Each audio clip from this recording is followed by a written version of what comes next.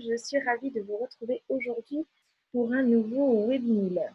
Le thème d'aujourd'hui, ce sera la lettre de motivation. Comment réaliser une bonne lettre de motivation pour le recruteur. Il y aura des choses à ne pas faire et surtout d'autres qui seront très importantes à réaliser pour pouvoir avoir une lettre de motivation qui sera pertinente et percutante pour le recruteur. Alors, c'est parti. Nous allons voir tout de suite. Donc, Civinil, donc on n'oublie pas que c'est un cabinet de recrutement qui a pour but donc de faire le lien entre les entreprises et les candidats et qui est spécialisé dans les profils d'ex-militaires. Voilà. Donc nous, on vous accompagne au cours des webinaires pour pouvoir vous proposer des conseils pour la réalisation de vos CV, de vos lettres de motivation, de votre compte LinkedIn et également un tas d'autres conseils qu'on peut vous donner pour vous, en tant que candidat, être prêt pour le jour J et surtout pour pouvoir entrer dans le monde civil avec moins de crainte et moins d'appréhension. Alors, donc, je serai votre animatrice du jour et voici les 3 points qui seront importants à respecter de notre charte, c'est-à-dire être OK avec le fait de ne pas être OK. Voilà, on va être tolérant sur le fait que d'autres personnes n'ont pas forcément le même point de vue ou les mêmes conseils ou les mêmes avis concernant certains points. Ensuite, on aura tous donc le micro coupé pour une meilleure gestion de la communication. Et on fera attention au niveau de la confidentialité pour les exemples personnels qui seront donnés aujourd'hui. Voilà. Alors, maintenant, on va partir sur notre présentation, la lettre de motivation. Alors, quelques règles fondamentales. La lettre de motivation, ça sera très important qu'elle soit personnalisée. C'est-à-dire que pour chaque offre d'emploi, il faudra avoir une lettre qui soit dédiée à cette offre-ci. Et également personnalisée en fonction de l'entreprise pour laquelle on postule. Voilà, une entreprise X et une entreprise Y, elles sont toutes deux différentes et donc du coup, ça sera très important d'avoir des lettres différentes. Ensuite, on n'hésite pas à faire relire sa lettre de motivation par une ou plusieurs personnes pour être sûr qu'il n'y a plus d'erreurs d'orthographe. Ensuite, on gardera bien à l'esprit que le CV que nous avons déjà réalisé contient des informations et que notre lettre de motivation va venir en complément de ce CV. Ce ne sera pas du tout un copier-coller de notre CV, mais bien complémentaire. Ensuite, il faudra que cette lettre de motivation, elle soit simple et claire. C'est-à-dire qu'il ne faudra pas écrire des lignes et des lignes et des lignes, il faudra que ça soit simple et efficace. Ensuite, on fera attention à ne jamais débuter notre lettre de motivation par un « je ». Et on évitera, bien évidemment, les formules négatives.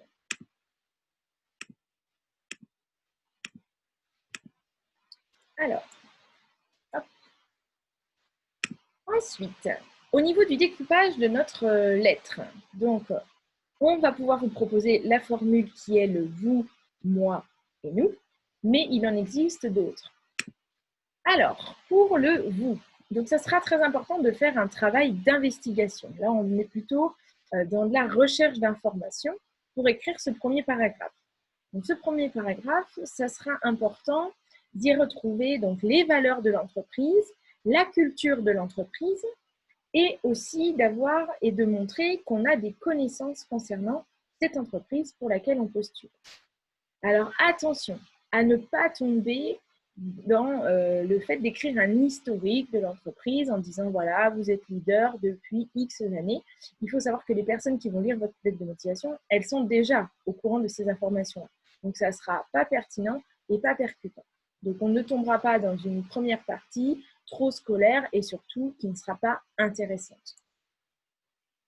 Ensuite, on va parler du moi. Donc le moi, donc ça sera votre partie à vous. Vous allez prendre un ou deux éléments de votre CV. Voilà, ça sera un ou deux éléments qui seront des éléments, j'ai envie de dire, à mettre en lumière. On va essayer d'ajouter de la nouveauté par rapport au CV. C'est-à-dire qu'on a déjà des informations dans le CV, mais on peut essayer éventuellement de rajouter de la nouveauté. Parce qu'on n'oublie pas que la lettre de motivation vient en complément et ce n'est pas un copier-coller. Et là, ça va être important de parler de ce que vous pouvez apporter à cette entreprise et de souligner ce qui vous rend unique et intéressant concernant votre métier, votre profession, votre parcours professionnel. Il sera important de souligner vraiment ce qui vous rend unique et surtout vos atouts et les choses que vous pouvez venir apporter à cette entreprise. Donc cette partie-là, elle sera vraiment tournée vers le futur aussi également, c'est-à-dire votre projet, ce que vous pouvez et ce que vous pensez pouvoir faire et apporter, et voilà, et aussi vos souhaits et vos ambitions. Ensuite, dans la troisième partie, nous parlerons du nous. Donc le nous, ça sera la partie qui va être le lien entre le vous et le moi. C'est-à-dire, c'est ce que vous allez pouvoir faire ensemble dans le futur avec cette entreprise. Donc, on sera dans une partie où on sera vraiment dans de la projection et cette partie-là va aussi vous permettre, si vous n'avez pas éventuellement les compétences, mais de pouvoir mettre en avant votre profil. Voilà, vous n'avez peut-être jamais travaillé dans une entreprise de BTP, mais par contre, vous avez un profil qui peut tout à fait s'intégrer dans une entreprise de BTP. Donc là aussi, ça sera important de souligner ce que vous pourriez réaliser éventuellement avec cette entreprise avec déjà les qualités que vous avez. Voilà, ça c'était pour le découpage de la lettre de motivation. Ensuite, 5 grands points que nous allons voir qui sont importants. Alors, la lettre de motivation, ce n'est pas le moi je, moi je, moi je. D'accord? Donc, c'est important de pouvoir proposer une lettre où vous allez bien évidemment parler de vous, mais avec modestie et surtout, ça sera important d'être humble et quand même de reconnaître certes ses qualités, mais en le faisant avec une justesse qui sera importante. Ensuite, expliquez vos choix et décisions. Donc, quand on va lire votre lettre de motivation, ça sera important qu'on puisse comprendre pourquoi vous avez fait tel ou tel choix de parcours ou vous avez pris telle ou telle décision. Cette lettre de motivation, elle va aller au-delà du CV. C'est-à-dire que la personne, elle doit pouvoir comprendre votre expérience de vie et surtout la vie que vous avez et que vous menez et éventuellement les projets que vous avez envie de réaliser. Cette lettre de motivation, il faut partir du principe que vous n'allez pas juste affirmer. Je suis bon en bricolage, je suis bon en électronique, je suis bon en tant que manager. Cela ne suffit pas. Il faut absolument que vous compreniez qu'il va falloir démontrer au sein de votre lettre que vous avez ces compétences. Donc, par exemple, je suis un très bon manager, par exemple, ou je suis capable de manager des équipes parce que j'ai eu l'occasion à différentes reprises de manager des équipes de 10 à 15 personnes dans des situations complexes et très stressantes où j'ai pu mettre en place telle ou telle action. Voilà, là on démontre, on ne fait pas que affirmer. Ensuite, on va parler de cohérence et de fil conducteur, c'est-à-dire que tout au long de votre lettre de motivation, on doit sentir qu'il y a un fil conducteur et une cohérence dans votre parcours et surtout dans votre souhait pour intégrer cette entreprise. Maintenant, nous allons parler de la forme, parce que c'est important. Une lettre de motivation, ça ne s'écrit pas n'importe comment. Il y a des règles à respecter. Donc, tout d'abord, on va la faire tenir sur une page. Il faudra donc faire des paragraphes et il faudra veiller à la longueur des phrases. Il ne faudra pas avoir des phrases qui soient trop longues au risque de perdre la personne qui va lire votre lettre. Ensuite, on veillera à la taille de la police, c'est-à-dire qu'il ne faudra pas que ce soit trop gros ni trop petit.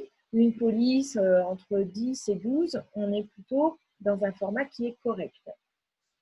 Au niveau de l'espacement, c'est ce qui se situe entre les lignes. Il faudra veiller à ce que ce ne soit pas un espacement trop petit ou trop grand, de peur d'effrayer vraiment la personne qui va lire votre lettre.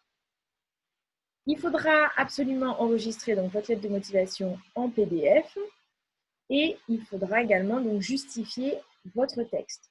C'est-à-dire que le texte, une fois qu'il est tapé, on le justifie. On évite bien évidemment de mettre des parenthèses à l'intérieur de son texte. ça ne valorise pas du tout et ce n'est pas forcément un bon point de mettre des parenthèses. Donc, on évite absolument. Ensuite, sur votre droite, vous pouvez voir que j'ai mis 3 types de police. Donc, il y a Arial qui sera plutôt classique, qui s'adressera très bien. Et il y aura également donc Times et Times New Roman, où là, vous allez pouvoir avoir une police qui sera tout à fait adaptée pour une lettre de motivation. On évite bien évidemment toutes les écritures un petit peu fantasy. Au niveau de la conclusion, alors vous allez pouvoir donc faire une conclusion à la fin donc, de votre lettre de motivation. Vous allez pouvoir mettre par exemple comme conclusion, donc me tenant à votre entière disposition pour un prochain entretien, je vous prie d'agréer, monsieur, mes sincères salutations. Alors attention, si vous avez utilisé madame, vous réutilisez uniquement madame dans la formule de politesse qui va conclure votre lettre. Donc ça, on est bien attentif à réutiliser soit le madame, soit monsieur, ou sinon madame, monsieur. Voilà. Et également de signer votre lettre de motivation. C'est important de ne pas oublier ce point qui est très important. Voilà, alors concernant donc la lettre de motivation, ce sont les grands points que je peux vous donner aujourd'hui. Bien évidemment, il y en a d'autres, mais il faut vraiment partir du principe que on a en face de nous une personne qui va lire plusieurs lettres de motivation, donc il faut absolument que la vôtre sorte du lot. Alors, pour conclure, je dirais que